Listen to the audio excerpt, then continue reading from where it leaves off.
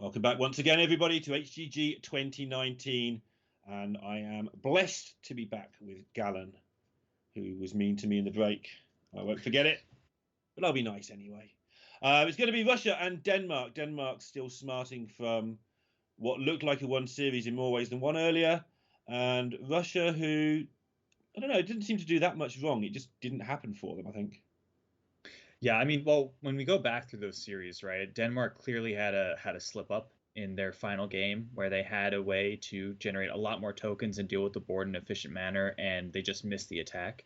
And when we saw Russia play, it wasn't so much that they had like one of those obvious punts, just like in Denmark, it was an obvious punt, but there was a lot in regards to I must protect the wild. Just how like the spirit of the frog dynamic works. Like maybe there's a world where they could have saved it to play it second, but we're gonna see a Druid mirror coming up, and it is not a Druid mirror in the same way like a normal quest Druid mirror is.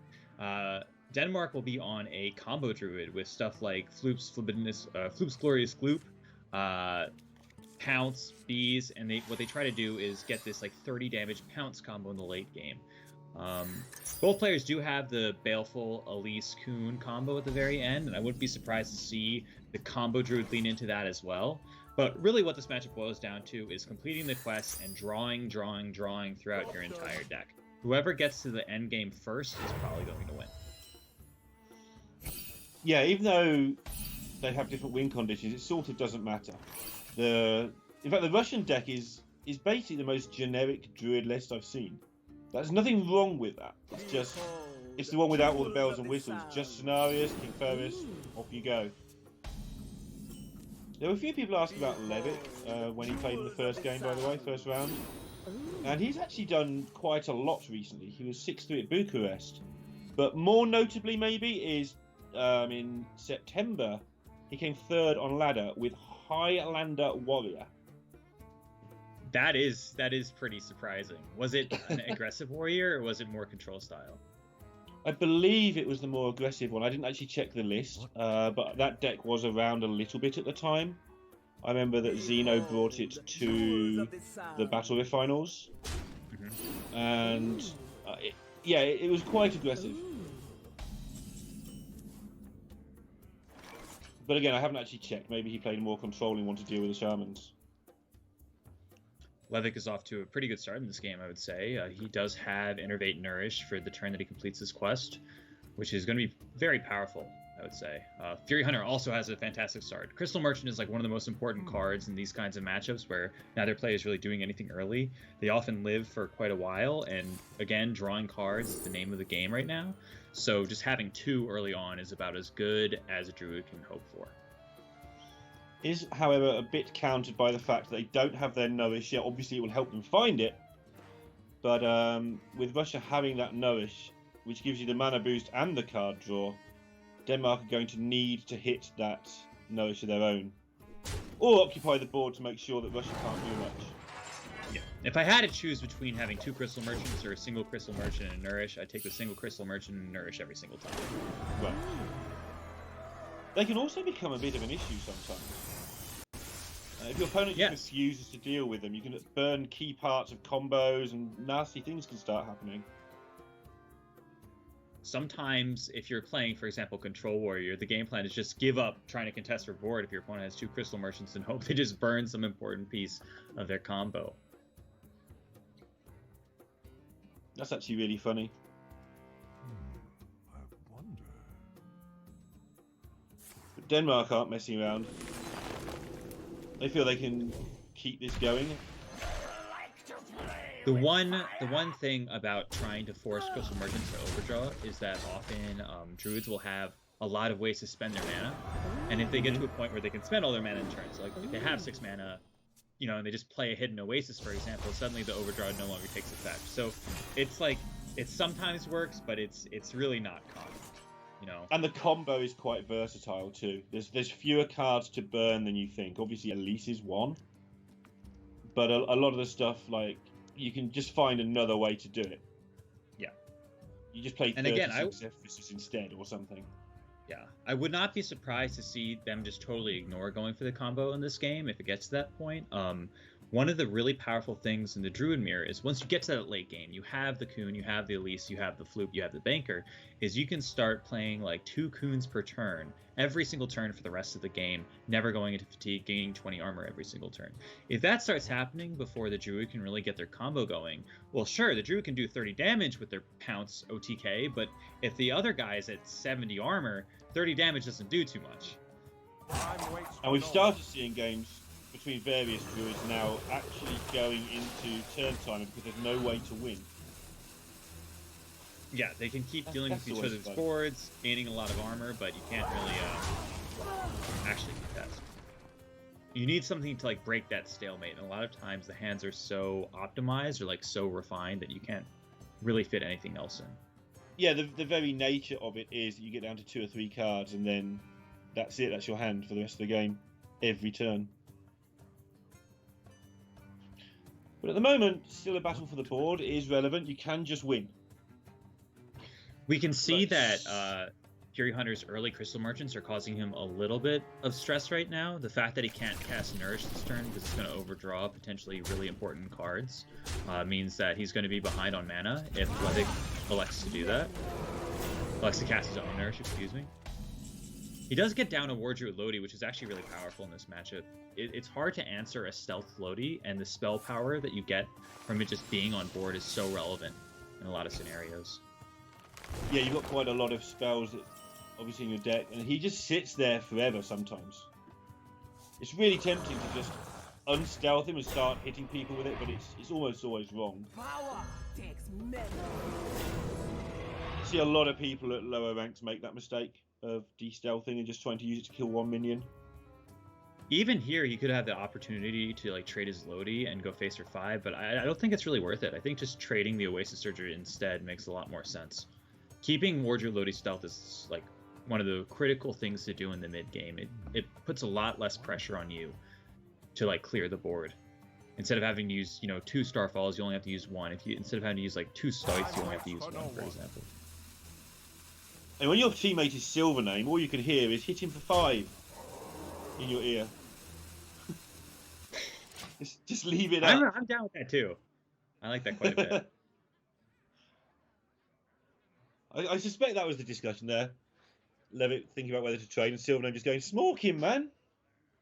Or whatever the Russian equivalent of that is.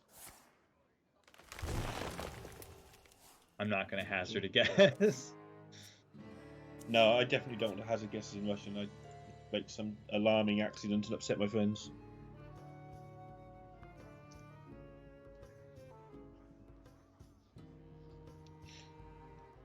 Now it comes down to organisation of resources as well. You can see what Russia are hovering over. Do you just want to King Ferris and make an almost undealable with board? There's also a lot of hand management as well, I'd say, from both sides. One card that Fury Hunter will need to cast if he wants to go for the Coon game plan instead of the OTK game plan is that Overflow, right? So he's going to have to empty his hand, cast the Overflow. And remember that he still has a Nourish in the deck as well that he needs to cast before he can really start going off with the Coon combo. Denmark also don't have room in their deck for a mind control tech because they're playing the combo, which means this might just be a case of play for King Ferris and just lob everything out there either as soon as you hit 10, basically. If this hits the Lodi, yeah, that would have been almost GG. It would have been huge, yeah. They could go for another mind control tech here, but I would hesitate against doing that. I think saving the flute for later is a lot more important. Yeah, this is usually going to come down to the end game, and so you just need to save that flute. So that's why I'm for playing King Ferris next turn, because that is the one card you have that may just win you the game on the spot by accident. And if it doesn't, no big deal, because he's pretty useless later. Mm-hmm.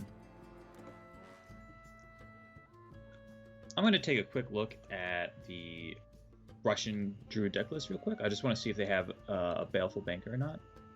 Fortunately, I do not have that memorized in my head. They do not. They do not. Okay, so this is going to actually... I imagine that Fury Hunter will definitely lean heavily into the Banker endgame. And what I imagine Levick will be going for is a lease on this King Phaeorus. Yeah, this is basically the list that was standard before people started getting tricky with it. Mm-hmm. Well, mainly it was standard before the Doom in the Tomb update, which introduced wildcards. Once Kuhn came around, the synergy between Kuhn and Libidinous Gloop made it so you could do this very wacky late game scenario. I'd say within like the first couple of days, people thought that the Baleful Banker list was a meme, but it didn't take very long for people to realize, wait a second, this is really powerful. We should be doing this in every single Hearthstone game. So yeah, it is a bit surprising to me that the Levick and Silvername are still on, I would say, a pretty outdated Druid list. Yeah, I don't mind it actually. I feel that I don't mind the bankers and stuff. In fact, I think the banker is probably an improvement, don't get me wrong. But I don't think it's quite that clear cut. It is just a 2/2 that you have in your hand for a lot of going. I'm not going to go as far as to say it's just a singular 3-mana 2/2, but it is just a card that is kind of rubbish early on. From Levick's side, I think he has one opportunity here to lock out the game. Starfall on that 6/6 clears up the entire board, and then afterwards he can elect to go something like Kuhn, King Phaeorus, and just load up the board as much as possible. Otherwise, you know, he might be worried about. Let me check the deck list one more time. Apologies. There was a match that Hunter Ace and I casted in the global finals where we were talking about Zephyrus the entire time. It just turned out Zephyrus wasn't even in the deck, so I would like to not make that mistake again. Yeah, I'm pretty sure they have it in this one. They do. Let me check.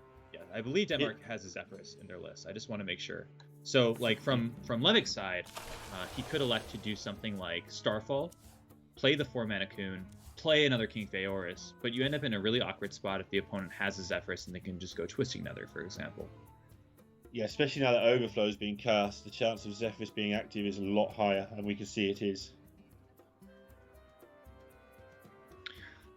I'm still not sure about that. I think there was a lot of merit to consider just playing the Kuhn and playing a King Phaeorus afterwards. But it's a really hard decision to have to make, because you're pretty much using all of your resources. I would rather have saved the Starfall for one more turn. You're not going to die anytime soon. I don't think you lose this game to regular damage. You lose it to Denmark getting through their deck. And I think I'd have launched into this King Phaeorus and just got myself 3 big random minions and see if they could get through. They probably can't, but that's fine because I can do the other stuff afterwards. I'm going to disagree with you. I think the Starfall was very critical that time. You cleared up like 20 power worth of stuff from the board, and you gave yourself tempo with just one Starfall. It seemed like quite a good Starfall to me. I mean, it's the best Starfall you're going to get, but if it's the best Starfall you're going to get, well, it was the best King Phaeorus you were going to get as well, is my argument. Because from this turn onwards, you start cluttering up the board. It's definitely an interesting turn, and I still think that it may have been correct to actually load up even more onto that board by playing the Kuhn and playing the King Phaeorus afterwards. The opponent still had 11 cards in their deck. 11 cards, more often than not, the Zephyrus will not be active. So you're not actually at that high of a risk of having the Twisting Nether off of the Zephyrus be offered. Yeah. Denmark are down now to 4, though, with that Overflow that came afterwards. That was pretty critical, I would say. The Zephyrus is now active. They can just go for a Twisting Nether off of their Zephyrus if they'd like to. They have a ton of options available to them, though.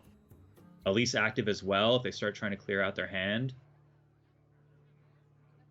Yeah, and this is actually an issue in that they've got to the end game so quickly that their hand is still carrying a lot of dead weight. What to do? And nothing is timed. It's really not a bad spot to be in, right? Like having your hand be Sure. full. It's not a bad spot to be in. Oh, this is interesting. They're going for a Kuhn early on. This is interesting.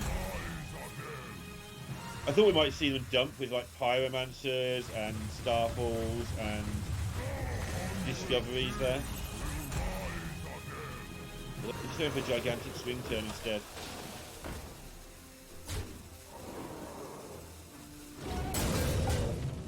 So it looks like they're going to copy Zephyrus in the endgame. And I think Fury didn't get everything he wanted off to do there. I believe they were offered a Kun the Forgotten King in the end game, and I Right. imagine that was significantly better than what they ended up going for, which was a Power of the Wild. Copying Zephyrus is great fun, by the way. Oh yeah. It doesn't happen that often because usually you copy Kun or something else, or you win beforehand. But in these games where you end up copying Zephyrus a million times, things get so stupid. So it seems like do anything. It seems like they still have a combo in the late game. They can still go Elise Baleful on a single turn, and they're going to be able to generate a little bit more mana with the Innervate as well. It's just going to be a lot slower than we normally see Kun Druid pop off, I would say. You know, instead of gaining 20 extra armor and playing an extra 2 7/7s each turn, they're just going to be playing a 5/5 and a 2/2. Yeah, to the point where they're just twisting Nether every turn, and they know there's no banker in the opposing deck, so they would just win. Yeah, so even though it's much slower than what we normally see the late game of a Kun Druid be, or a Banker Druid be, it's still more than enough to get over the top. Yeah, and they do have 41 health, so they should survive long enough to get there as well. This is a powerful turn, though. I'm just going to go back to the thing about the Phaoris, though. Still stuck there in hand doing nothing. Oh, I agree with you on that. If I was going to go back to a single turn of this game, it would definitely be the one where they elected not to play the 4-mana Kun the Forgotten King. When the turn that they Starfall, they could have done so much more that turn into a pretty unlikely scenario that it actually gets cleared with a Zephyrus Twisting Nether. There's still 11 cards in deck. They hadn't played an Overflow yet. So I do agree with you that there's probably something more they could have done with this Phaoris.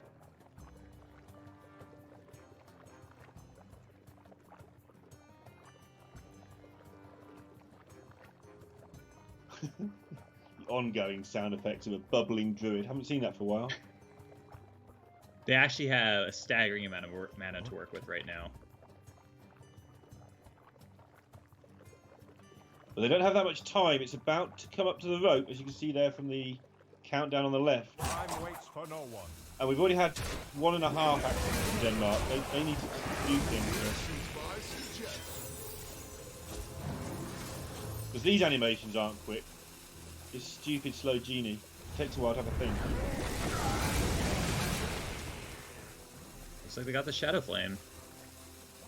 This is getting pretty strange to me. I feel like there's like a lot of stuff that both players could be doing differently to like get to the same point, but that just is like a testament of how like confusing the late game of these Druid mirrors gets, right? There's like so many options with elites in play, and like Floop's Glorious Floop, you have like 3 times the amount of normal mana to work with, 10 times the amount of normal cards, and then you also have to like condition Zephyrus into exactly what you want. So it's a very interesting late game scenario, and I think it's incredibly hard to nail every single turn.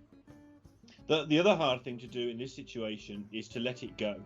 You're going to make mistakes nearly always here, and it's key to start thinking about your next turn while you can.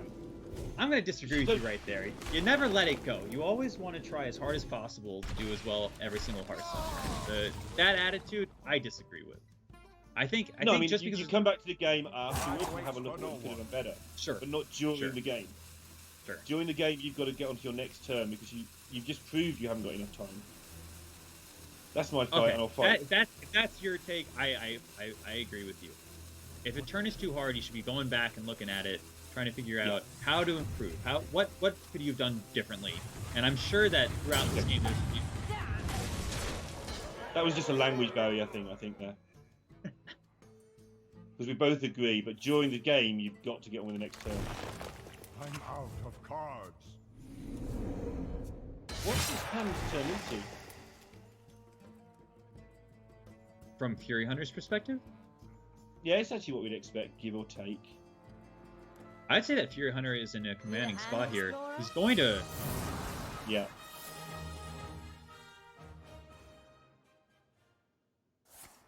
The new Elise mechanic now doesn't add random cards, it adds them from left to right, so he's guaranteed to overdraw the Starfall there instead of something like a Baleful. It's actually made the deck really good as well for that. It's a better play, but it's also much harder, and I'm always after things being tougher for the players. It's just an it's something that you can now lean into. Yeah, it's something that you can lean into because it's consistent. Once you know how something consistently works, you can start abusing that as a game mechanic. If something is like truly random, like you don't know which cards are going to get buffed, that's when you start having issues. One of the other cards that's kind of like some variance to it, but also consistent, would be Dream Petal Florist. 7 mana 4/4 at the end of turn, reduce the cost of a random minion in your hand by 0. It doesn't actually do that. If a minion has already been reduced to 0 mana, Dream Petal Florist will not hit that card again. So you can do like these weird scenarios to actually guarantee certain minions get hit, even though the card might not necessarily say that. So whenever cards like make it less random, I think that's when good players can really start abusing how they work. So I agree with you. Yeah. I mean, the random stuff is also skillful, but it's also a lot less obvious where the skill is sometimes. And I like it when it's obvious where the skill is for people to see. Yeah, there's mental calculations, or I think instinct, or more to the point, that can improve chances of various things, but you never really get to see it when it's just a random effect. Even though, as we see time and again in Hearthstone, the best players do still come out on top.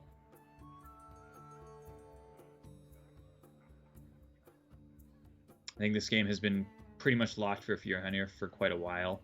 Yeah. Again, in the end game, since he has the Elise Banker combo and Levick does not, Levick's game plan was really to push in the mid game. He really wanted to get down this King Feoris at some point for an overwhelming board state, and it just didn't really come together with the way that he played it out. So for the last couple turns, Fury Hunter is kind of just locking it up.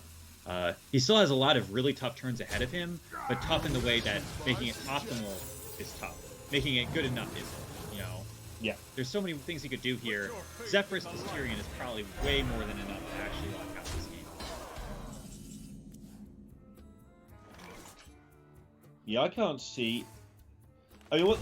Okay, even my plan there's gone. I thought they might be saving the chance for one King Feoris. Maybe they are just trying to get all their spells in their hand. Levick still the has Elise stuff isn't going to work. Probably won't. He does get the opportunity to play 2 Feorises and 2 Zephyruses if the time permits, but that likely isn't enough just based on the fact that Fury Hunter has infinite Zephyruses and Levick only has 2. Yeah. 2 is less than infinity, I will put it that way. Especially when it's a mirror. You do find sometimes against Druid with slightly more aggressive value decks like Rogue or Shaman, that even though they have the infinite stuff going on, it takes them time and you can kill them in that time slot. So this board here without a Tyrion, for instance, you know, the aggro decks can load up, do a lot of damage, and the Druid has to kind of mess around and set it all up again. It's a very slow kind of infinite. But when it's a mirror and your opponent only has the slow cards and it's less infinite. Pretty much, Fury Hunter has the advantage in terms of tempo. He's on board. Levick isn't. He has advantage in terms of fatigue. He has an infinite fatigue combo. Levick doesn't. And he has the advantage in terms of card quality. So, pretty much advantage Fury Hunter by about 100% in this game. Yeah, I mean, worst case, you're just twisting nether every turn. I think that would be enough, nearly. And that's not how he's going to do it. That's what you're talking about, optimizing it. But that would probably get you there a lot of the time.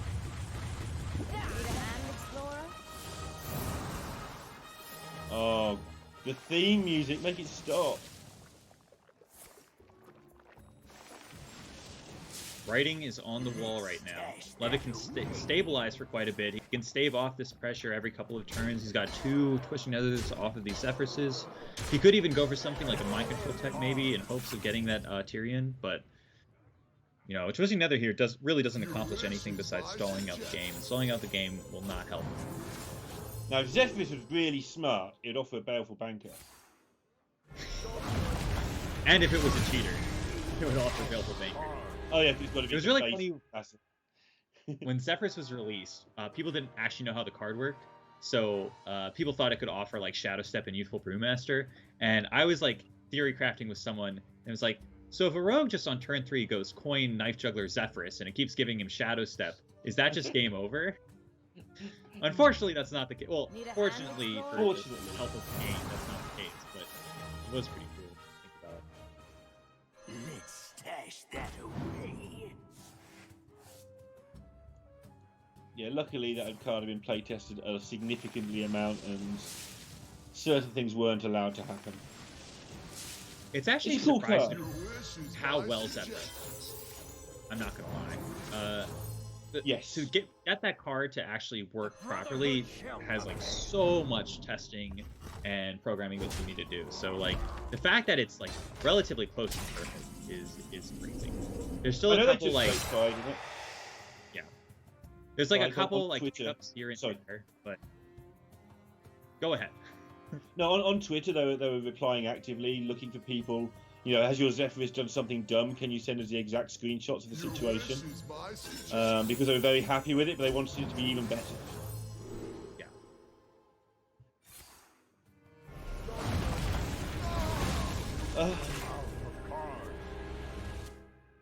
Well,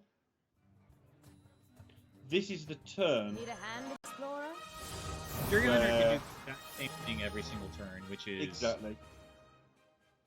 And Levick has now 0 Zephyruses instead of 2, so the game is quickly reaching the end state.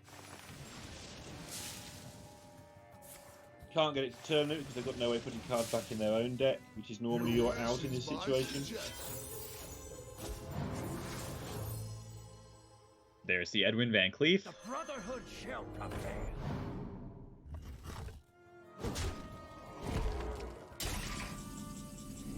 It's really interesting to see like how the Druid can do infinite combos because like there's so many ways of doing it, right? So I was too busy trying to work out they get 24 points of charge damage. No, what I mean by that is, you know, we see like the normal combo being Coon, Baleful Elise, you gain 20 armor, you maybe play Starfall alongside that. But if you have like Innervates or Floop's Glorious Gloop, there's like so many ways of actually making it work. So like in the end game, I actually haven't seen that specific loop before where it's Zephyrus, Elise, Baleful, Edwin as the final part. So it's just yeah, funny I've never had the Edwin part. I've had scenarios there, but that gets expensive fast. So yeah, I think that early. I think that was a pretty dominating game for the combo Druid, and it just shows you the power level of Elise and Banker in the late game together. When one player has it and one doesn't, then it's really hard. I do think there was an opportunity for Levick to capitalize on tempo in the mid game. They didn't really go for, and I wonder how the game would proceed after that. But we're going into game 2 with not Evolve Shaman. I would say Aggro Shaman with the Evolve package versus mid-range or Reno Hunter. And I have to imagine that Aggro Shaman is pretty favored in this. One of the things that Reno Hunter can't do exceptionally well is protect itself against face damage. So something like, you know, Doomhammer, if Denmark does not find a Zephyrus early to give themselves an Acidic Swamp boost to deal with it, is just going to hit them for 16. They also have Hungry Crab in this Hunter deck, just in case they rip it off the top against one of the Sludge Slurpers. There is one scenario where, yes, they end up the turn with a 1-mana 3/4, kill a 2/1 on turn 1. That's not this game. Definitely not. And like you said, I actually like this. I think it was Argentina played it last week. Somebody definitely did. This very aggressive version of Shaman. And one of the things I like about this deck is it frees up your Bloodlusts. A lot of the time you're messing around with your Bloodlust, not wanting to do, say, 15 to 20 damage because it's not enough. It doesn't win the game. And sometimes you run out of stuff at the end of your Bloodlust turn. It kind of is the final thing. They haven't got Bloodlust in this version. Wow. There we go. There was Bloodlust in the other version. It made more sense. So I'll just cut that short. Really? I did not follow your train of logic. I apologize. No, it allowed you to go Bloodlust with a small amount of damage, then you just burn them out, basically. I believe that they are not running Bloodlust in this list. But they are playing the Doomhammer.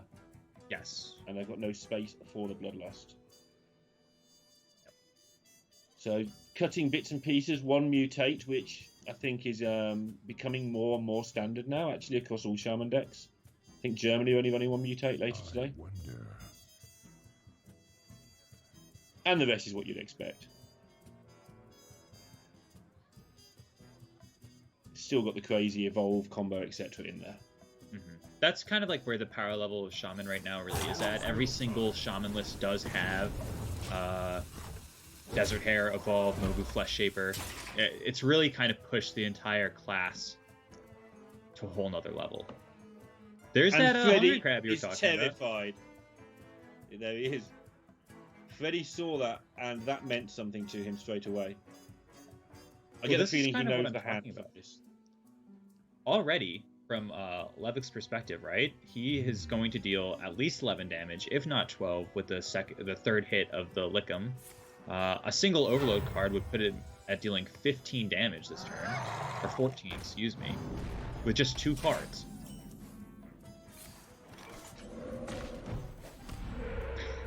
Headed upstairs. Yeah. Love to see it. This has caught Freddy out, I think. I get the feeling this isn't what they expected from the playtesting quite. I wouldn't even say that. Fury Hunter's one of the best aggro players in the world. He's going to understand it, but... Yeah.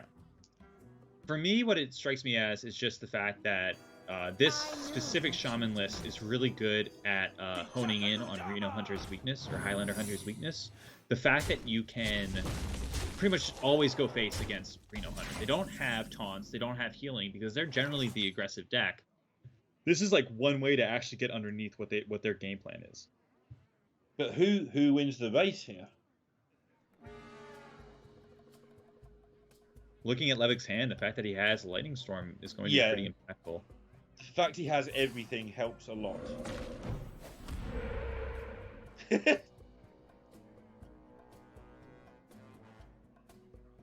It's actually really it's really interesting what Levik's game plan is from here.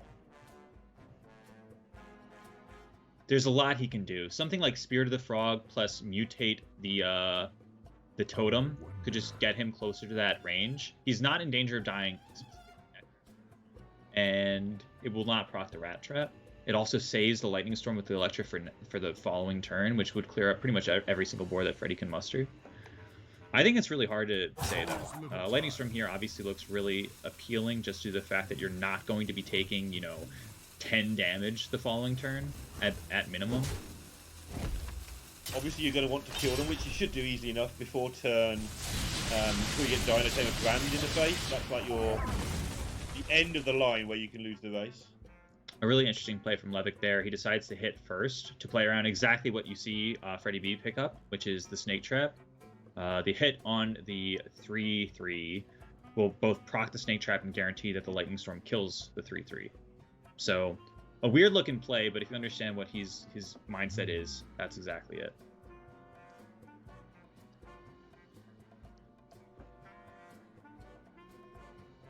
I feel like Freddy, just from his body language and the way he reacted and the way he's talking about it, thinks they can get this. Like, they're obviously acutely aware of the danger, but it's going to be a tight race. You have a magic button that does quite a lot of damage later on.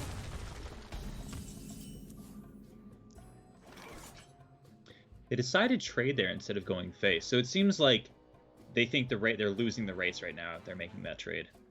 Well, it also kept Mogu from being played, which is a massive deal as it turns out. Shall we make a storm?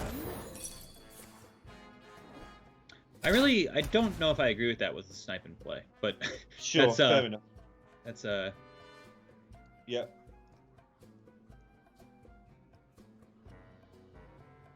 So from our perspective, it's Snake Trap and Rat Trap. Levik is obviously worried about a pressure plate if you cast Mutate on this Thunderhead, but at the same time, taking risks in Hearthstone is often worth it. The Thunderhead is dead anyways on board, and you're really not reducing any pressure. If the Snip Snap trades into the Thunderhead, you're still facing down 2 points of pressure, and you're not really dealing with those 1/1s anytime soon. God, this Hunter deck plays some rubbish cards. Like any Highlander Hunter deck plays some rubbish cards. It's kind of... You're playing a Scavenging Hyena, there's hardly any beasts in the whole deck. But when it's good, it's really good. Yeah, now where you're pointing it. Got to trust those Danish pirate boys to work out tempo races, though. I mean, from Levik's side, he's just a single Rockbiter weapon away from clutching out the game. Doomhammer Face puts Freddy at 15. Electra Storm Surge plus Rockbiter weapon the following turn is another, 12 damage. Do you beat that anyway, though? That's 16? the next question, right? And they've decided they can beat it anyway.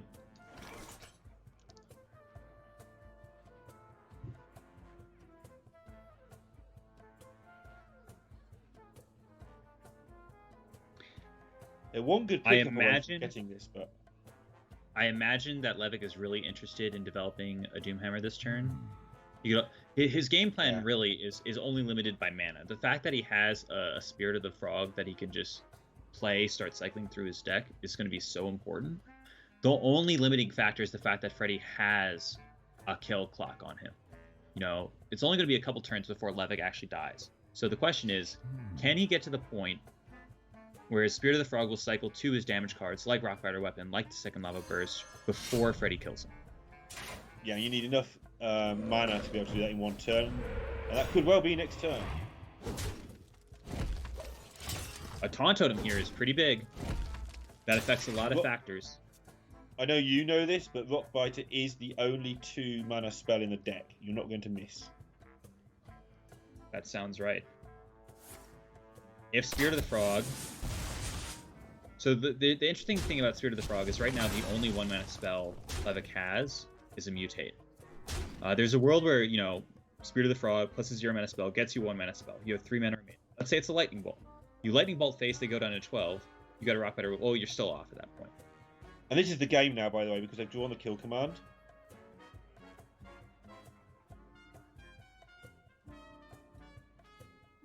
Something to keep in mind is because of that Taunt Totem, they're actually off by a little bit. Really close. There is a Ragnaros in their deck, so they need to spend the mana here, just in case of needing 8 next turn. Amongst other things, I'm sure. Well, just because of that Taunt Totem, look at what happened here. There's 5 in play, 7 from the hero power. They're 1 off because of that Taunt Totem. There's a world where Levick just gets an entire extra turn to, win this game. Who needs cards when you've got a hero power that puts taunts in the way?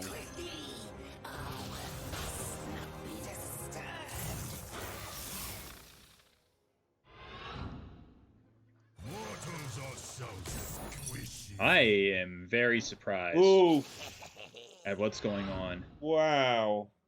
Well, they've got lethal next turn because of the frog. There's still a snake trap up, and they're giving the opponent lethal this turn. I am very confused about what is going on here. Let's see how the turn resolves, but it looks like a mess. This could be a taunt. And it is. No! Well, there's a much cleaner way of trying to go for a taunt there. He could have just played a Mogu Flesh Shaper Mutate instead of doing this. Without giving himself a chance to lose to a Rat Trap or a Snake Trap. There actually was a way to avoid getting Rat Trap and Snake Trap played if he wanted to do that, by just playing Mogu Flesh Shaper Mutate. So, congratulations to Levick, but I really think there was a much cleaner way of getting the same result. And it feels so unfair. Like, Freddy did make a small timing mistake earlier, and it cost him a game. And in this one, Russia have definitely made a mess of that turn, and they've got away with it. It's not over yet. It's not over yet. Oh, it's over now. No. Okay. Yeah. Lightning Bolt. They were 1 damage off from killing. But that was a bit of a mess late game. But they did find the taunt. That was in part if that was the line that they were going to take. Ouch.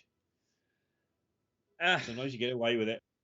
Sometimes you get away with it. I mean, that is one way to win from that spot. I do think there was definitely a cleaner way of getting that taunt off the 8-drop, but really what their game plan was, hope they don't die, because the opponent is at 1 off right now. There's lots of ways that a Reno Hunter can kill you with 1 damage in the late game when they have 8 mana to spend. And 2, they could try to go for a taunt off of their Mogu Flesh Shaper Mutate. I think they missed on 1. I think there was a better way to hope they don't die. But they did definitely hit 2. And I think both of those were the 2 parts of the end game of what they should be focusing on. So they're 1 for 2 in my book on getting the late game correct. Not good enough, Gallon. Need to be 2 for 2 every single time.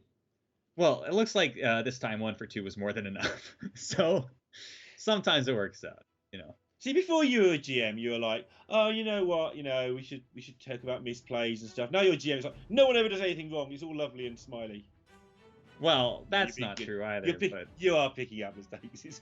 Yeah. I could be more picky about it, but really, they did do an important part of the turn, which is realize, hey, we can go for Moga Flesh Shaper Mutate. That's probably our highest odds of like getting a taunt minion. Yeah. You know, or sometimes you just like you get a Walking Fountain. You can get a Batterhead, for example, which clears up the entire board. There's like lots and lots and lots of cards at the 8-drop slot that actually contest with that board. So overall, not perfect, but not the worst. So 1 game apiece and looking to survive in Group H. Who's it going to be? Find out after this.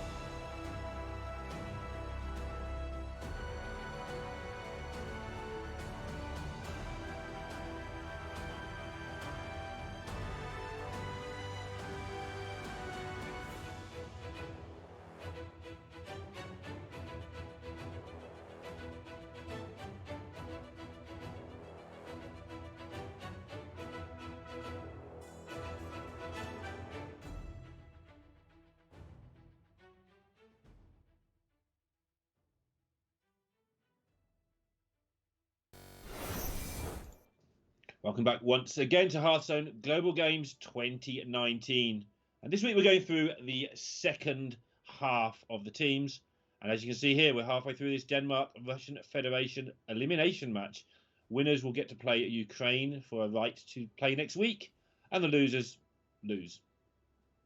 Kind of how it works in Hearthstone. An apt way to put it. We are currently in the elimination match here. Even if they win, they are still fighting for that top 16 spot. And we are currently 1-1 after two pretty one-sided games from both players.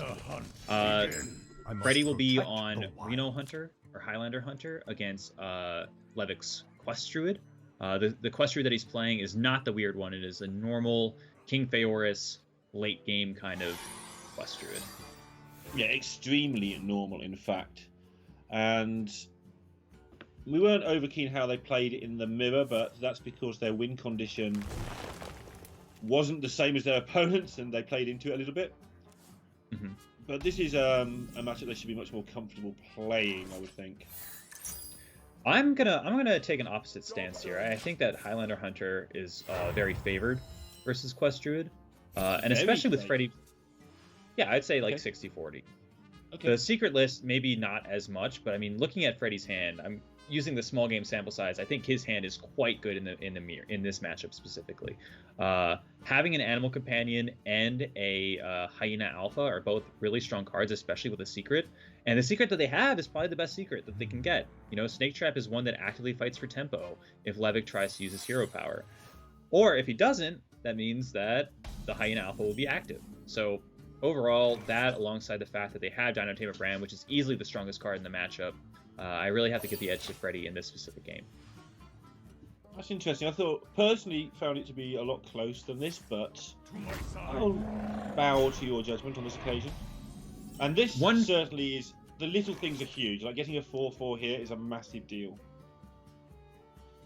The one thing that I would like to say about it is that I do think the mech hunter list, the one that we've seen, is, you know, Zalay, Make, and Muzzy Refine from last season of Grandmasters, I think is significantly better.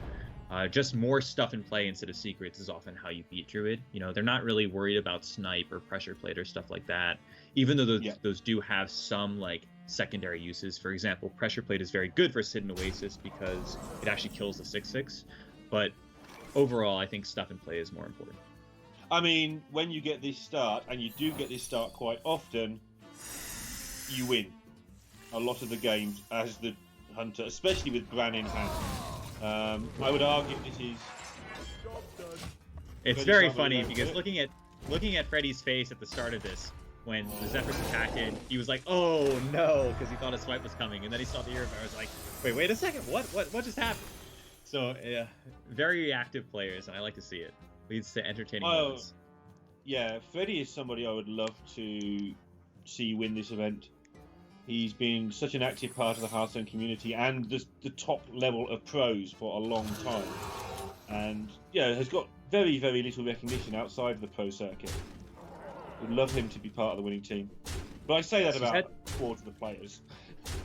He's had several very good results this year. Just he hasn't had that one breakout performance that we kind of like expect for players to really make a name for themselves now. You know, it's hard to what's the word for it?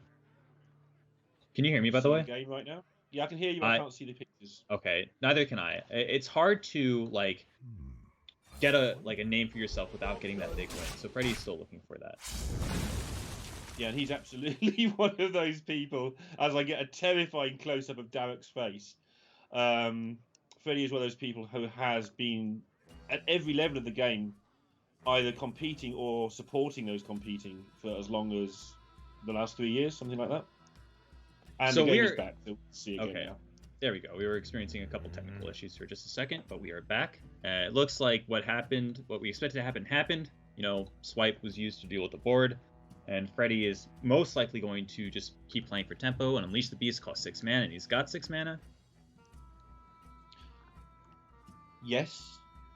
Unleash the Beast dies just the same to Starfall as anything else, though, and that's the only card that might be able to stop them here.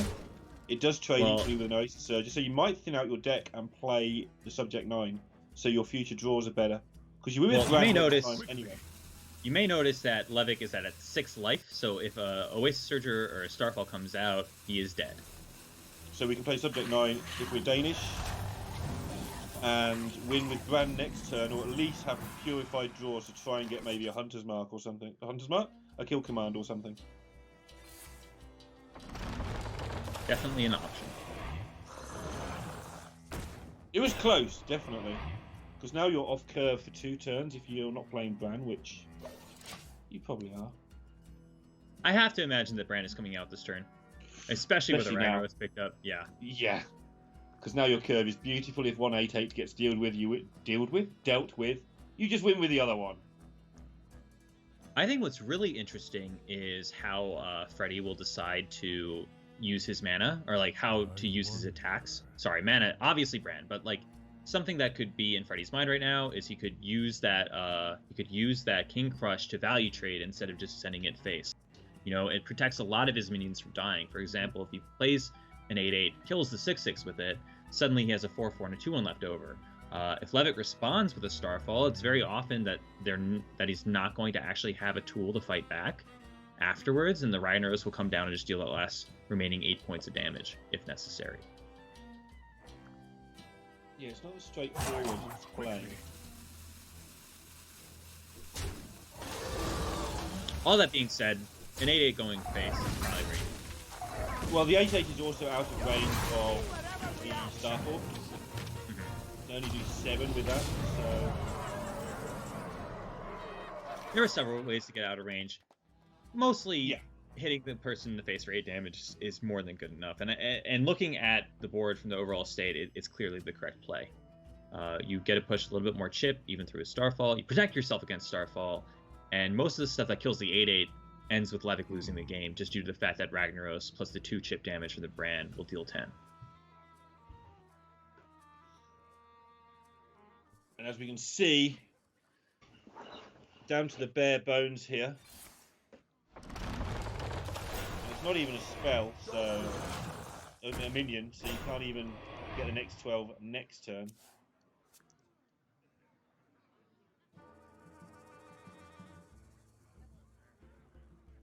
Got to keep paying attention though, it can still go wrong. Ridiculous though that might sound. I'm hesitant to see Ragnaros come down here. It is very powerful, but it doesn't... It's not a good shaped seem board for amazing. Ragnaros. Yeah. You urgently Correct want me to if get I'm it done wrong. before their 10 mana turn. Okay, I will. Is there a freezing trap up?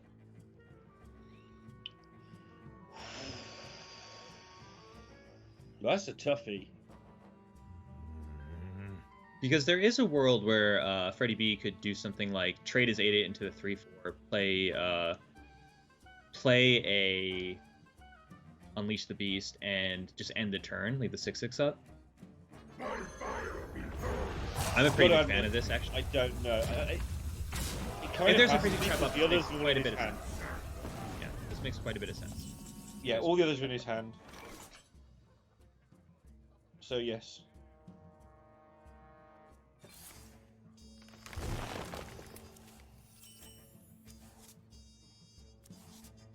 Anubis Sath is huge.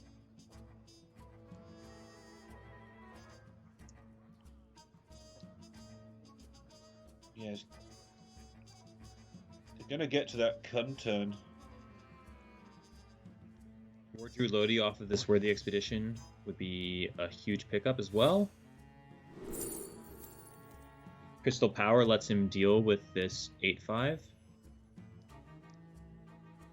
This will also let him deal with the 8/5. Druid's so frustrating to play against out of all of the decks. It's not even the most absurd, it's just... Ah! Make it stop.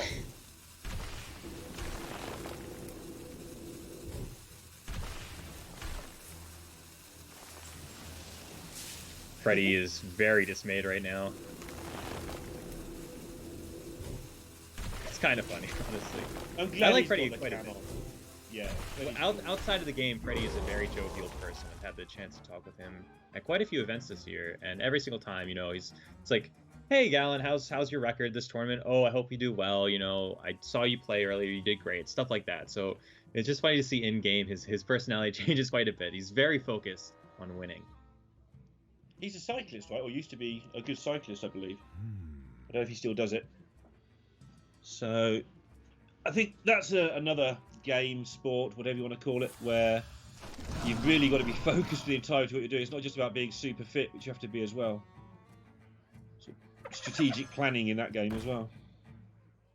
Suddenly, it seems like Levick is almost back in this. The fact that Kuhn can come down, along with another Wrath picked up, is enormous. Yeah, this, for the last couple of turns, has been sort of turning the corner a little bit, but a lot of the Druid's major stuff has been used up. Yes, and there's still quite a bit of gas left in Freddy's hand. He can take another semi-off turn with Unleash the Beast his next turn, but the turn after that, suddenly Zul'jin comes down. It has Animal Companion in it, it has 2 Unleash the Beasts in it, it has a ton of secrets, depending on what Freddy plays next turn. That I would not call it close to over for either player. yeah, the deck is out of secrets as well. They've all been ripped out with Subject 9, so the draws should be good at this point. There's the freezing trap. Waits for no one. Just looking through the major cards that are left, Siamat and Call of the Wild, so Power takes men. quite a lot of fuel still to come for that Zul'jin. Ooh.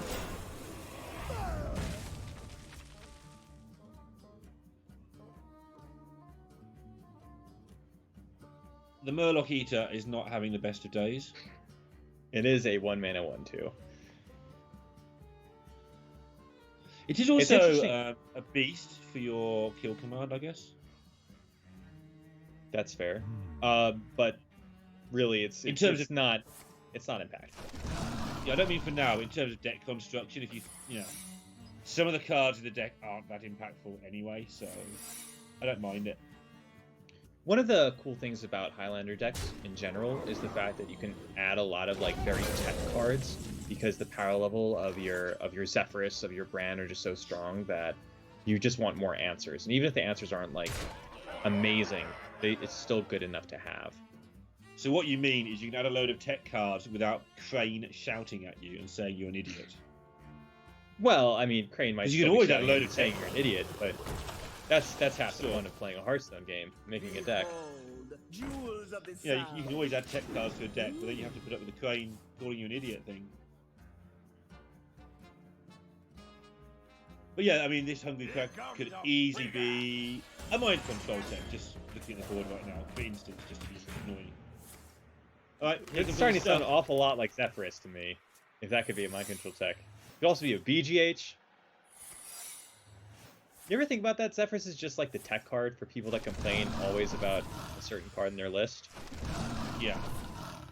Good point. Imagine being the person who hates tech cards and Zephyrus gets made. Rough life. It's not a nice situation, is it? Surprised Freddie. that, I'm not surprised they were forced into playing this early. They didn't want to play it this early with such a small amount of spells. It's really interesting that he decides to not clear both Oasis Surgers. It lets Levick pick both of them. Lets it pick it back up.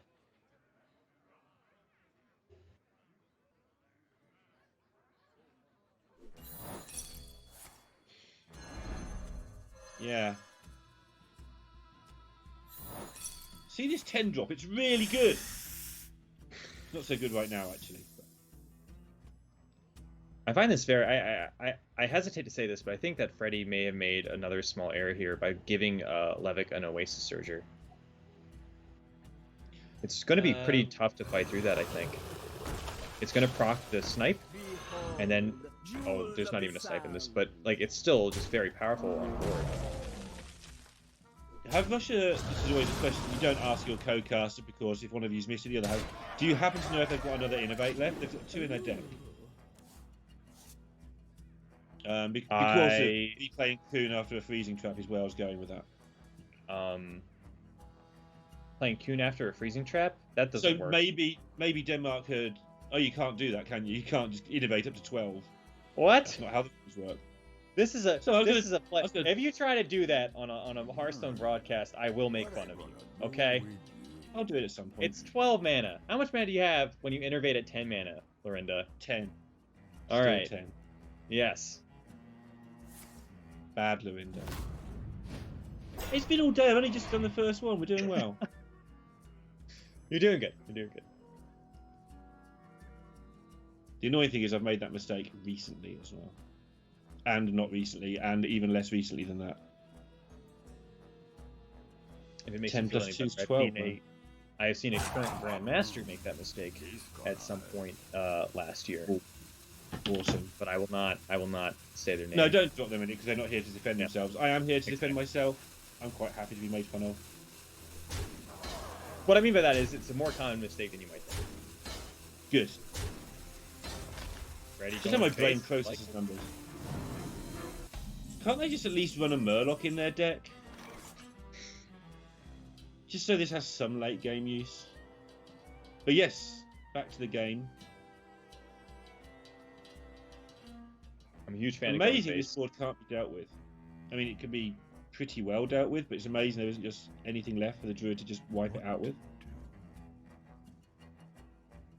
An Oasis Surger coming down now, alongside a Ferocious Howl. They can get rid of pretty much everything but 1/1s if they really want to. They can get rid of 5 things from the board. One of which being the Leok is absolutely huge, because now the other things don't really... Well, they do matter because you're on 11, but...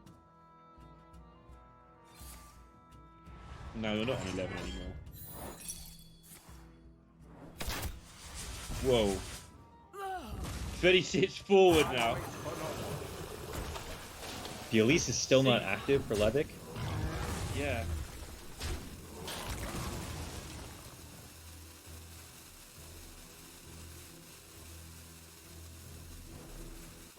The Explosive Unleash. Trap, while it looks very powerful here, is not that good versus the Cenarius. This is a lot of damage suddenly. Not in one turn necessarily, but you've got the dogs. You've got the hero power. You've got the knowledge your opponent can't clear board with spells. Otherwise, It surely looks they'd like- try to go face. It looks like they have 15 if Levick decides to hit face into an Explosive Trap. So they are just a smidge off lethal right now. Which is huge, because it means they might just die if they're not careful. Yeah. To say a scenarios with buffs. You can split the difference. There's always this thing about not using your first charge on the bow, but you might as well at this point. So you can Hound, just clear up some of the Surges and the Kun, leave the 5/4 up, just put the rest face.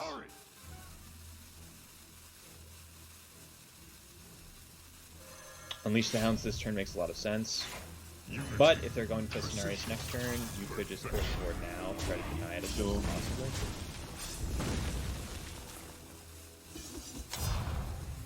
Still just going to play for board here. Okay. 14. Siamat's the only notable card they've got left. If they're going to get it done, they have to get it done with junk.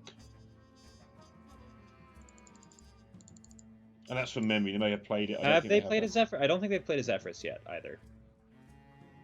And Zephyrus. And that is definitely not junk. That is the Unleash point the of Hound, deck. Zephyrus, Yes. Bloodlust is a very easy way to win a hard game of Hearthstone. In fact, I believe, let me do the math again. Unleash the Hounds plus Zephyrus with Bloodlust. You get to push 8, 10. 14, 17 face. It looks like a Zephyrus off the top would beat a Cenarius played this turn.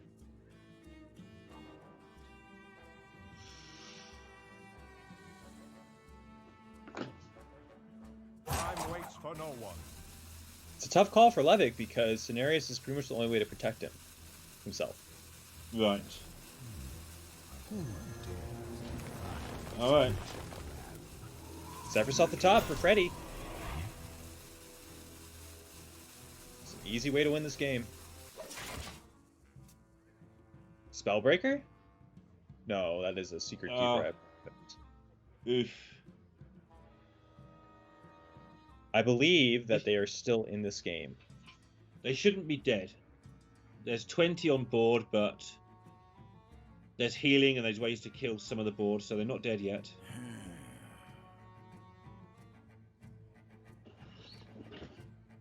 So what's the best way to do this?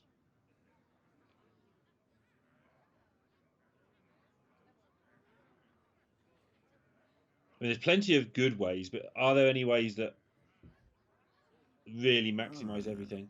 What I gonna do with you? Unleash the Beast is pretty tasty. Over 2 Unleash the turns. Beast seems quite powerful. This might And be the the turn Hounds where as you want well. to. This might be the turn where you want to develop a explosive trap if you could. Sure.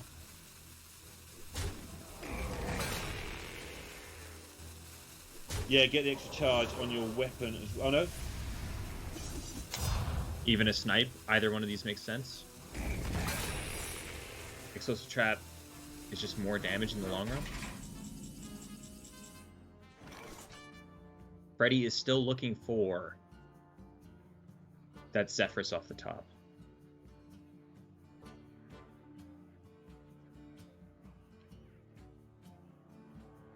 Yeah, and I wonder if Levitt will try and... You can't really play around it very easily, though. At some point, Levitt is going to need to commit.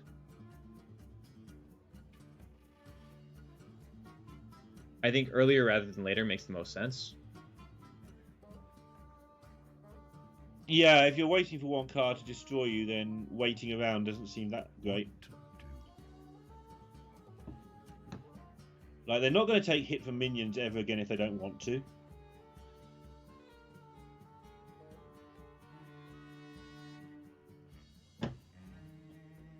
I think that is exactly what they're working out, is the Hound's Bloodlust permutations, to be honest. Mm-hmm.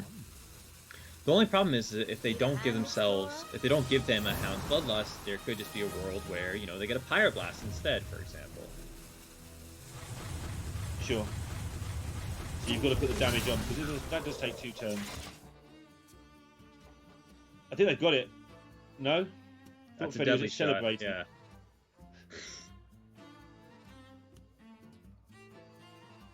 I'm imagining that they just want to save the Unleash until they get it. Deadly Shot is still quite powerful here. I think you play the at Deadly Shot minimum anyway. 5 damage from play. Just develop another secret. That's good, hitting the 7 damage off instead of the 5. Yeah, This is just I a play tense minion moment, or two here. Your opponents have shown you that they are just going to keep clearing stuff. I'm going to keep making stuff for them to clear. Keep my hounds and just let them keep fiddling around, buying me more time. Because you can see that Freddy is waiting on the Zephyrus. So just put some stuff out there to encourage them to keep trading into your stuff while you're waiting for your Zephyrus. Makes sense to me. This is really the only line that Freddy can take now. Zephyrus waiting room. Ferocious Howl off the top. Now that is huge. That's a lot. That's 9. 10 I don't know how armor numbers work. is pretty good here. It lets Levick start trying to actually go for the kill. Yeah, he didn't want to even give up the 2 points of explosive trap damage before. Now, one thing to keep in mind with this Ferocious Howl is that I believe he will not be able to play his King Feoris, so it might be like another turn that Freddy gets. If Levick would instead just go for the King Feoris. I'm almost out of cards. Where the expedition is quite big. Have they played Animal Companion yet, do you know? Yes, they played it on That stream 3. would be a reason not to play Feoris, okay. Time waits for no one.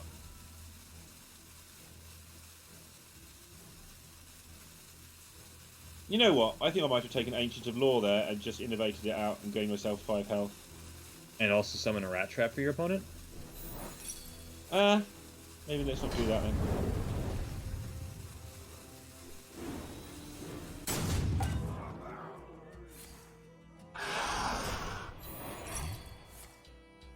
Or do it this way, which is definitely messier. And now if they get it, they just win, surely. Did they get the Zephyrus? No. No. It must be the last card. It was so close. Zephyrus is the last card, and I believe, let me do the math one more time. Unleash the Hounds, Zephyrus, Bloodlust. You gotta do 16 with the Unleash. 2 trade into the 7/8. So you get 8 plus 16, so you get 17. Is that right? No, let me do this one more I'm time. gonna take your word for it. It sounds like it should be more. I think it actually might have been exact lethal with the Zephyrus this turn. Do it one more time. 4, Unleash. You get 8 plus 9. That's 17 plus 3. That's actually 20. So Levick had a 50-50 of dying this turn based on how he played this. Yeah, I mean, that was just... I thought my play was a mistake the second you said it, and I think this play is worse than my play. I'm fairly certain that...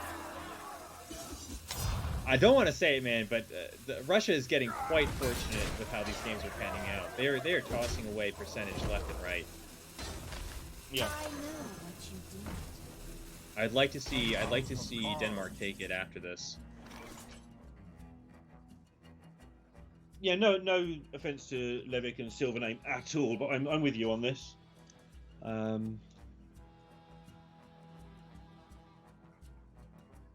Especially players like Levick, who we don't get to see very often, who are obviously putting in fantastic work. Getting top 5 two seasons in a row. I know that not everybody was super tryharding, etc., but somebody's got to come top. And you know, getting himself some good qualifier stats. 6-3 in Bucharest. You know, this is a guy we should. I didn't know much about him before this tournament. This is a guy we should be paying more attention to for sure. Yep. That's all well and good. Doing well in qualifiers is very important, but you also have to show up at these tournaments, you know. I think 6-3 is showing up. I think 6-3 is showing up. Why do you need to do this? I don't think he has another way of winning, man. He needs to hope for a bunch of taunt minions here. He knows that the last card of Freddy B's is Zephyrus plus an Unleash the Hounds. Yeah, I guess you're right. There's a Zephyrus.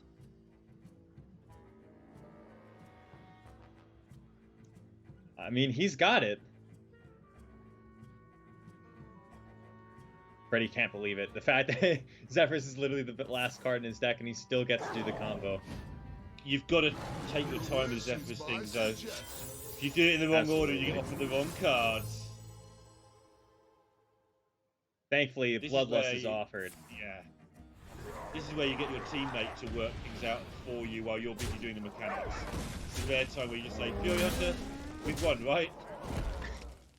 Somebody has to check all the death battles and all the other minions to make sure no health's being gained.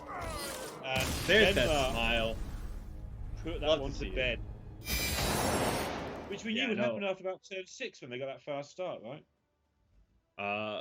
I think that game was very interesting because I think Zephyrus would have won them the game for like 5 or 6 turns in a row at the very end, right? So every single turn, you know, it's literally the last card in your deck. You often hear people complain, oh, this was my bottom card when it was like bottom 3, 4, or 5 or something like that. But it was literally the 30th card in their deck. And they managed to, you know, find the line to get to the point where they still have lethal at the end. So a little bit of stress, I would say. They were under a little bit of stress. You could see in Freddy's face that he was getting pretty salty, I would say, about the draw sequence of cards that he was getting. But you know, his play still managed to clutch it out.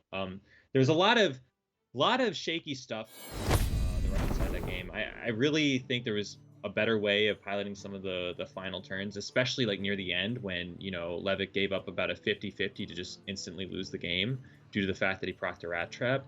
But, you know, they were in kind of a tough spot. They got through the mid game pretty cleanly based on the fact that, you know, Fury Hunter had a Brand on 7, a Ragnaros on 8, and the fact that they got it to fatigue shows that, like, in the mid game they definitely understood a very good job of how to get there, how to get to the end. A reminder of what these decks are. This is a very straightforward, normal token Shaman versus what I like to call Taunt Warrior. It's just Control Warrior, basically, but it's easy to remember it.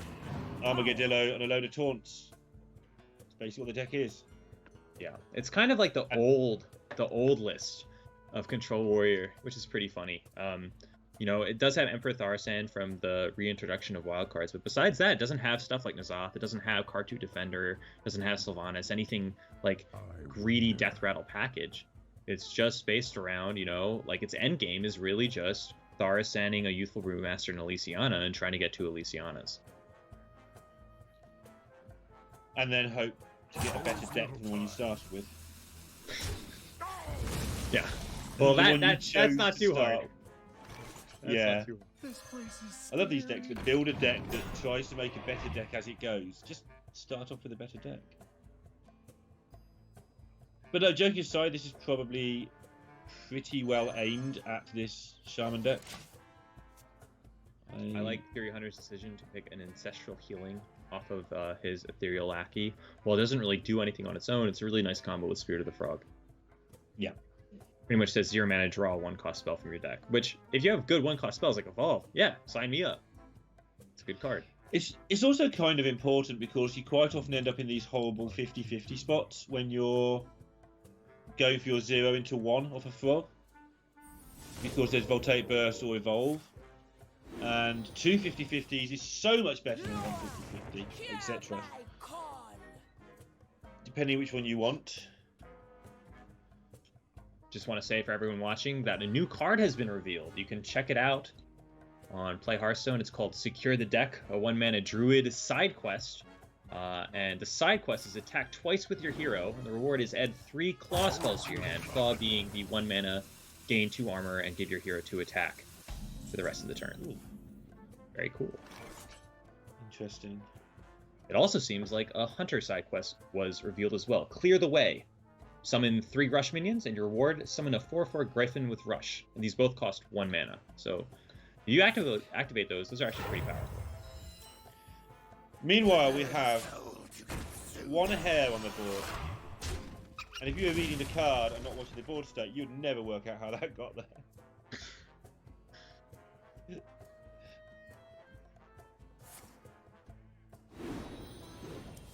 That was kind of strange.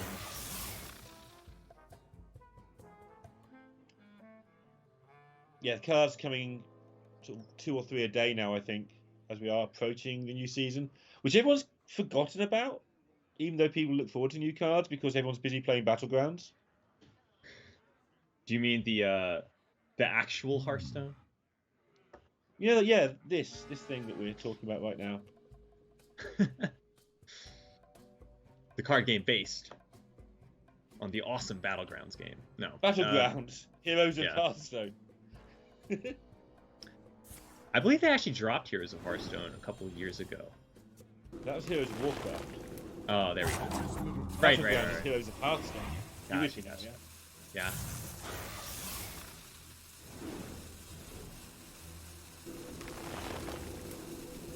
Hunter is just cycling through his deck at this point. He's getting rid of a lot of the poor tools, I would say. You don't really want to draw Soul of the Murloc except off of Spirit of the Frog, which is what he's doing. So, not the best hand, but his card quality will dramatically improve just based on the fact that he's gotten everything that he doesn't want out of his deck.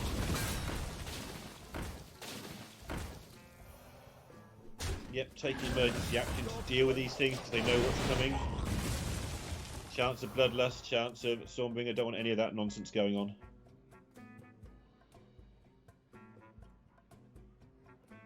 How do you feel about putting in too much effort into a deck to deal with Shaman right now? I think it totally depends on... It depends on a lot of factors, right? If you are in a Conquest tournament and you plan on playing against Shaman quite a bit, then I think it becomes a lot more reasonable. Even on ladder right now, I think targeting Shaman is a pretty good idea for climbing the ranks. At higher ranks especially, Shaman makes up, 30% of the meta, 30% of the meta based on data tracking websites. So I don't think it's too bad right now. It's not like you're trying to target Control Warrior, which makes up not that much of the meta. Yeah, in Conquest, I sometimes take the view that it's best to leave your decks pure and settle for the loss rather than try to fight the loss, which doesn't help that much anyway, and then just win the rest of the match. Bit different in best of 3 to best of 5 because you can't really afford to turn it into a best of 1 with your good deck, I guess. It depends on a lot of factors, right? Sometimes it'll be correct, sometimes it'll be incorrect. What it really depends on is, does the percent you gain against Shaman, does your overall win rate increase because of that, based on the percent you lose versus other decks, right? So if the percent you gain versus Shaman is so high and the percent you lose versus other decks isn't that much, then that starts to be worth it. But if you're putting in 5 cards to deal with Shaman and it's only increasing your win rate by a couple percentage, but meanwhile, if you're playing against a Control Warrior, suddenly Lightning Storms, Twisting Other, stuff like that, or for example, board clears just aren't powerful and you lose a lot of percent, it starts becoming not worth it. Yeah, that's the long version, I guess. I'm always a fan of, because changing something from 90% to 80% sounds like a 10% swing, but it doesn't alter your chance of winning the match that much. Whereas turning a 50 into a 57, even though it's only 7%, is a huge difference in your match odds when it's multiplied through. Absolutely. Basically, the closer to 50-50 a matchup starts, the more you benefit from swinging that matchup in your favour. Which is something that's often overlooked. And what's really funny is that in terms of win rate, going from 50 to 57 is nowhere near as good as going from 57 to 64, even though both of those are 7% changes. So it kind of flips on its head for your actual win rate, your overall win rate across all games of Hearthstone. Yeah. And one thing that I like to always bring up is the fact that someone with a 66% win rate, in terms of like their play, is almost twice as good as someone with a 50% win rate. For example, if you like do the math, if you play 100 games, someone with a 50% win rate will lose 50 and win 50. You know, but someone with a 66% win rate is winning 66, losing 33. I'm going like 2/3 and 1/3. What that means is if you like multiply it out, someone with a 66% win rate is winning 100 games and losing 50, while someone with a 50% win rate is winning 50 and losing 50. So the guy with 66% is literally twice as good as someone with 50%. That's a lot of math, a lot of percentage. Pretty much what it means is winning is good and losing is bad. That's as simple as you can get. Hearthstone with Galen. Numbers and phrases. Yeah. It's usually my job. Meanwhile, just not making any inroads at all into this Taunt warrior. Yeah, they're going to be enough of that rubbish. Yeah. We've seen this quite a bit in the game, like almost, turn 4, turn 5. As soon as they have one of those board control tools and the Shaman hand is full of gas, like we've been seeing game after game, it's really hard for them to fight back, and especially with that list against Warrior, against specifically N'Zoth Warrior, you actually have a couple turns to like not really do anything and you won't get punished for it. But because they're running the taunt package that comes down on turn 6, comes down pretty early, it becomes really punishing to not play into that style of Warrior. Just the Druid left still for the Russian Federation. And actually, this whole Danish lineup looks really good against Druid to me, including the back deck. It's sort of a soft target, I would say, for this lineup. Oh, I got to interrupt you. Yeah. You see Fury Hunter's hand? We've been seeing hands of air in Shaman. This is not a hand of air. This is 4-keep. This is literally 1, 2, 3, 4. Yes, please, these cards. Thank you very much.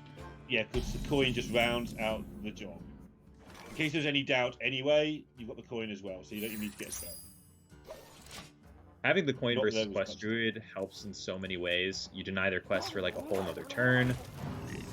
And you can also power out the Spirit of the Frog, like you're saying, where you get that extra coin, you get an extra chance to evolve. Yeah, the coin makes a surprising difference to how you mulligan Shaman decks in general as well. Like, if you've got the coin, you can just completely and utterly go for the combo nonsense, but without it, particularly in Quest Shaman, but a little bit in this as well, you've got to be a little bit more careful. An evolve here would be, even a mutate would be really good. Doesn't find it. Yeah, you don't want to rush this and get everything blown up. You want to make sure that next turn is perfect. I wonder. You take the chance that 1 or 2 things get out of Starfall range, so you don't lose the whole board. You should do with 4 drops plus an 8 drop. It doesn't always happen, obviously. Fury Hunter has a lot of decisions here. I don't think this turn is as easy as just playing Spirit of the Frog. You have to think about it quite a bit. At the end of the day, Spirit of the Frog probably makes the most sense. Spirit of the Frog and just kill the Crystal Merchant. But there's like so many different percentages that you have to think about. Yeah, it's always nice when you can identify a really good play in 1 second. It gives you loads of time to free up your brain to work out if there's anything better. Because you can always just default to the obviously good play. Mainly what Fury Hunter wants to do. Oh, this is very interesting. I like this. They try to kill them in 2 turns.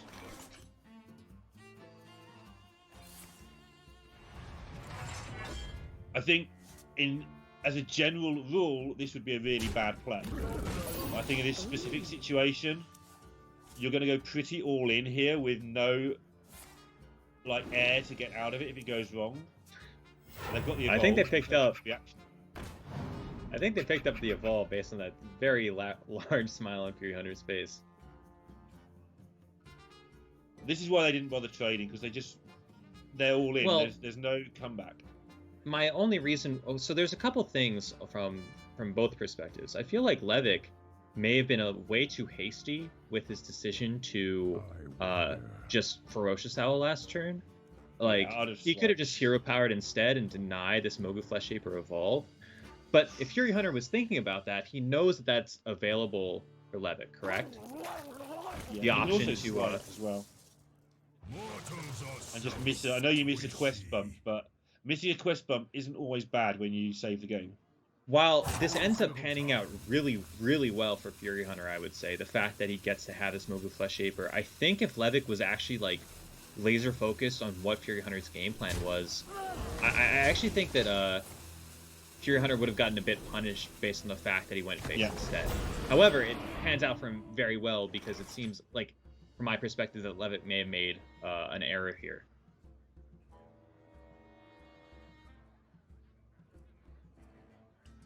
There's a 6, a 5, and a 14. That's all you're looking for. Oh, and some 3s. You're good. You are just good. Oh yeah, Levick is dead. And this is why sometimes delaying the quest can be good, whether it was Swipe or whether it was Wrath or whether it was both. Well, it's not necessarily. It's not necessarily the fact that you delay the quest. You still complete the quest with a hero power or a Wrath. It was mainly about the fact that if you do like all the calculations with mana and stuff, by killing that extra 1/1 or the 3/1 with your hero power, suddenly Fury Hunter is actually denied the extra 8 drop this turn. Yeah, there are options to spend all your mana as well, though, which you should always factor in. But this is just over now. Definitely. I mean, it's not over, but you know, you might lose one board. You haven't got Bloodlust. You then turn it into the worst legendaries ever. Just get 6 Lore Walker Chose or something. Yep. Which shuts down Druid pretty hard, actually. Can't really imagine much that contests this board. You do have a War Druid Lodi and a Wrath if you want to take that. The only problem is if you play this War Druid Lodi, suddenly that Harbinger Celestia becomes a War Druid Lodi, which is not what you want. That being said, you could Wrath the Lodi afterwards. Are you still alive at that point? I think you might still be alive at that point. Well, I mean, definitely sure. Are.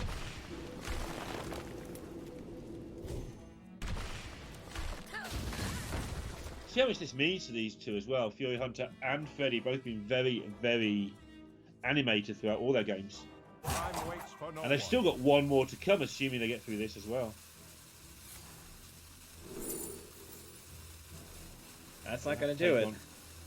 Ukraine. I concede. Fury Hunter and Freddy B will take it 3-2 for Denmark, but they will move on to the decider match to determine who will be the last team to make it, the group of 16. And if I'm going to be completely honest, I think they played much better in that series. There's lots of small things that I think Russia, made small errors here and there that just added up to the very end being like these huge, colossal percentage losses and stuff like that. From Denmark's side, I think they had a very well played Hunter versus Druid game where the draws were not coming to them. The early game was pretty favored. Russia managed to claw their way back, and they were on a Zephyr's draw to win the game for several turns in a row. And it wasn't until like the literal last card where they finally get it. But it was through that excellent piloting to get to that point. So I really think that Denmark played quite well in that series. And I like to see that because I think their first series today was not that great. They had a moment versus Ukraine, I believe, where, they had the tools to win the game and just they flustered a little bit too much. So seeing them come back, bounce back, have a good, well-played series, I like to see it. Yep, and they're going to like to see it too, because if they're going to get through, they're going to have to beat Ukraine this time. And if they keep it tight, let's see if they can get it done. But if they mess up like the first time around, then Kalento and Novea are not going to let you off the hook. So let's get that one set up for you. We'll be back in 3.